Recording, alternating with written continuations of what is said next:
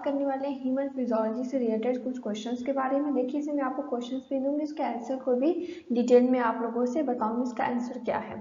तो ये जो क्वेश्चन है ये मल्टीपल चॉइस क्वेश्चन है। अगर आपके सिलेबस में ह्यूमन फिजियोलॉजी है तो आपके लिए ये क्वेश्चन फायदेमंद हो सकता है। तो चलिए इस वीडियो को हम स्टार्ट करते हैं। देखिए, यहाँ पर जो पहला क्वेश्चन दिया हुआ है, फर्स्ट क्वेश्चन, पहला क्वेश्चन है hormone is secreted which of the following organs.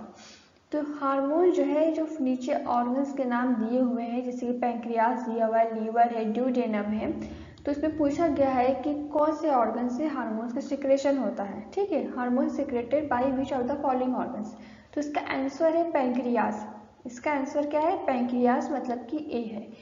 Pancreas क्या करता है? पैंक्रियास के जैसे कि कई किस्म के हार्मोन्स को सिक्रेशन करता है, लेकिन जो मोस्ट इंपॉर्टेंट हार्मोन जो होता है पैंक्रियास का, जो सिक्रेट करता है, वो है इंसुलिन हार्मोन। इंसुलिन का काम क्या है? ये हमारे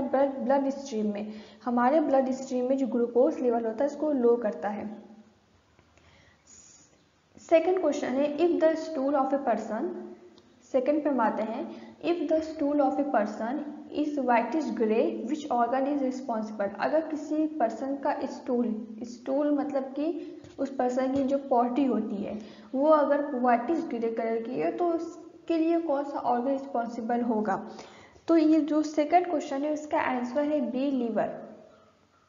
अब इसके हम बारे में थोड़ा अच्छे समझ लेते हैं। देखिए, लीवर क्या करता है? हमारे स्टूल में बाइल सॉल्ट को रिलीज करता है, जिससे हमारा स्टूल जो है वो ब्राउन कलर का हो जाता है।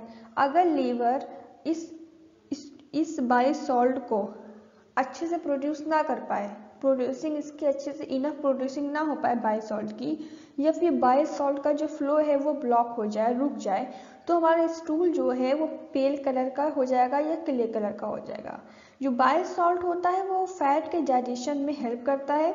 इसके साथ साथ ये फैट सॉल्युबल विटामिन जैसे कि ए, डी, ई के विटामिन को एब्जॉर्ब करने में हेल्प करता है। तो व्हाइटिश ग्रे स्टूल है तो इसका मतलब ये है कि हमारा लीवर जो है वो बाइल सॉल्ट का सिक्रेशन सही से बाइल सॉल्ट को प्रोड्यूस नहीं कर पा रहा है, इनफ बाइल सॉल्ट प्रोड्यूस नहीं कर पा रहा है, या फिर बाइल सॉल्ट का जो फ्लो है वो ब्लॉक हो गया है, रुक गया है, जिस वजह से हमारा स्टूल इस कलर का है। क्योंकि लीवर क्या करता है? बाइल सॉल्ट को हमारे स्टूल में रिलीज करता है। थर्ड क्वेश्चन है a type of proteolytic enzyme is form in infants gastric juice. Infants का जो गैस्ट्रिक जूस होता है उसमें एक तरीके का एंजाइम पाया जाता है। ठीक है, ये प्रोटीयोलाइटिक एंजाइम है which help in digestion of milk protein. ये जो एंजाइम है जो इन्फेंट्स के गैस्ट्रिक जूस से पाया जाता है, ये मिल्क के प्रोटीन के डाइजेशन में हेल्प करता है। तो वो एंजाइम कौन सा है? तो ये जो एंजाइम्स है ये इन्फेंट्स के जो शिशु होता है उससे गैस्ट्रिक जूस से पाया जाता है, जो कि मिल्क के प्रोटीन को डाइजेशन में हेल्प करता है। तो एंजाइम्स ये कौन सा है? ये इसका आंसर है रेनिन, बी। इसका आंसर है बी, रेनिन। रेनिन को हम काइमोसिन भी बोलते हैं।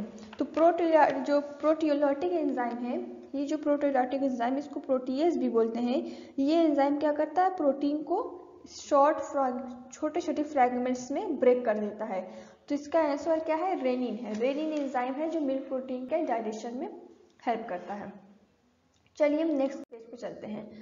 चौथा क्वेश्चन है fat digestion occurs in. Fat digestion small intestine में होता है कि स्टोमक में कि ड्यूडेनम में होता है? तो फैट डाइजेशन होता है स्मॉल इंटेस्टाइन में। फैट डाइजेशन कहाँ पे ऑकर होता है, कहाँ से ऑकर होता है? ये स्मॉल इंटेस्टाइन से फैट डाइजेशन ऑकर होता है। फिफ्थ वाला क्वेश्चन है protein digestion occurs in. Protein digestion कहाँ से स्टार्ट होता है, कहाँ से ऑकर होता है? तो इसका आंसर है फिफ्थ क्वेश्चन का इलियम। इलियम में प्रोटीन डाइजेशन ऑकर होता है। इलियम क्या है? इलियम है स्मॉल इंटेस्टाइन का लास्ट पार्ट। स्मॉल इंटेस्टाइन का लास्ट पार्ट क्या है? इलियम होता है। सिक्स्थ क्वेश्चन है which one of the following can be found in pancreatic juice. ये जो नीचे देखिए ट्रिप्सिनोजन लिखा है, प्रो एंजाइम लिखा हुआ है, लाइसोजाइम लिखा है, तो इसमें से कौन सा है जो पैंक्रियाटिक जूस में पाया जाता है? कौन है जो पैंक्रियाटिक जूस में पाया जाता है? तो देखिए इसका आंसर जो है ट्रिप्सिनोजन है, ए वाला। इसका आंसर क्या है? ट्रिप्सिनोजन है, ए वाला है इसका आंसर। इसका आंसर क्या है? ए वाला है। ये जो ट्रिप्सिनोजन है ये हमारे पैंक्रियाटिक जूस से पाया जाता है। देखिए जो पैंक्रियाटिक जूस होता है वो पैंक्रियाज से सीक्रेट होता है, ठीक है। अब पैंक्रियाटिक जूस में सिर्फ ट्रिप्सिनोजन नहीं पाया जाता है, और भी बहुत सारी चीज़ें पाई जाती हैं, जैसे कि काइमोट्रिप्सिनोजन पाया जाता है, पैंक्रियाटिक लाइपेज पाया जाता है, न्यूक्लियसेस पाया जाता है, एमाइलेज भी पाया जाता है। लेकिन यहाँ पे हमने हमारे सामने ऑप्शन 3 दिया था, तो 3 ऑप्शन के हिसाब से ट्रिप्सिनोजन सही आंसर है इसका। लेकिन इसके अलावा भी ट्रिप्सिनोजन के अलावा इसमें amylase, nucleases, chymotrypsinogen, pancreatic lipase, ये सब चीज़ भी पैंक्रियाटिक जूस में पाई जाती हैं। पैंक्रियाटिक जूस कहाँ से सिक्रेट होता है? पैंक्रियाज से। 7th क्वेश्चन पे हम आएंगे, तो 7th क्वेश्चन जो लिखा हुआ है, respiratory centre is located in, जो रिस्पायरेटरी सेंटर है कहाँ पे लोकेट होता है? तो इसका आंसर जो है 7th वाले का, इसका आंसर है मेडुला ऑब्लिंगेटा, फिर बी वाला मेडुला ऑब्लिंगेटा। सेकंड का आंसर है बी मेडुला ऑब्लिंगेटा। तो देखिए जो प्राइमरी रिस्पायरेटरी कंट्रोल सेंटर होता है वो होता है मेडुला ऑब्लिंगेटा होता है। इसका मेन फंक्शन होता है कि ये सिग्नल को सेंड करता है मसल्स के पास, सिग्नल्स को मसल्स के पास ही सेंड करता है। 8 क्वेश्चन जो हमारा है 8 पे दिया हुआ है, carbon monoxide poisoning happens due to. देखिए कार्बन मोनोऑक्साइड जो होता है ये क्या करता है? पॉइजन फैला देता है हमारी बॉडी में ना। तो कैसे होता है ये, किसकी वजह से होता है ऐसा? कार्बोक्सी हीमोग्लोबिन इसका आंसर है। तो देखिए जब हम फ्यूल को जलाते हैं तो उसमें से कार्बन मोनोऑक्साइड निकला, तो कार्बन मोनोऑक्साइड अगर एयर के जरिए से जब हम ब्रीथिंग करते हैं, सांस लेते हैं, हमारे बॉडी के अंदर इसकी ज़्यादा मात्रा कार्बन डाइऑक्साइड की पहुंच जाती है जब, तो ये ऑक्सीजन को रिप्लेस कर देती है। जिससे ऑक्सी हीमोग्लोबिन होता है वो ऑक्सीजन को रिप्लेस करके कार्बोक्सी हीमोग्लोबिन बना देती है, जिसके वजह से जो ऑक्सीजन है हमारे टिश्यूज़ में, हमारे ऑर्गन के पास नहीं पहुंच पाता है। तो ये होता है, ये इसी वजह से ये कारण है पॉइजनिंग का हमारी बॉडी में। तो इसका आंसर है बी कार्बोक्सी हीमोग्लोबिन।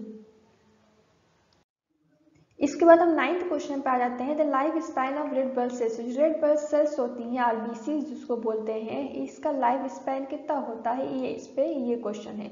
तो इसका आंसर है सी 120 दिन का इसका लाइफ स्पैन होता है आरबीसी का। 10th क्वेश्चन है, the life span of white blood cells. White blood cells का लाइफ स्पैन क्या है? तो व्हाइट ब्लड सेल्स का लाइफ स्पैन है 20 to 30, ऑलमोस्ट 20 to 30 डेज के बीच में इसका लाइफ स्पैन होता है व्हाइट ब्लड सेल्स का। और रेड ब्लड सेल्स का लाइफ स्पैन है 120 days, and life span of white blood cells का है बिटवीन 20 to 30 डेज, 20 से 30 दिन के बीच में इसका लाइफ स्पैन होता है। तो इससे पहले मैंने आपको बताया था कार्बन मोनोऑक्साइड के बारे में कि ये कार्बन मोनोऑक्साइड हमारी बॉडी में बहुत ज़्यादा मात्रा में पहुंच जाएगी, अमाउंट में पहुंच जाएगी, तो ये ऑक्सीजन को रिप्लेस कर देगी और फिर ऑक्सी और हीमोग्लोबिन जगह पे कार्बोक्सी हीमोग्लोबिन बन जाएगा, जो कि हमारी बॉडी में, तब हमारे टिश्यूज, हमारे ऑर्गन के पास ऑक्सीजन नहीं पड़ पाता, जिससे मौत हो जाती है। तो ये इसका रीज़न था। And thank you.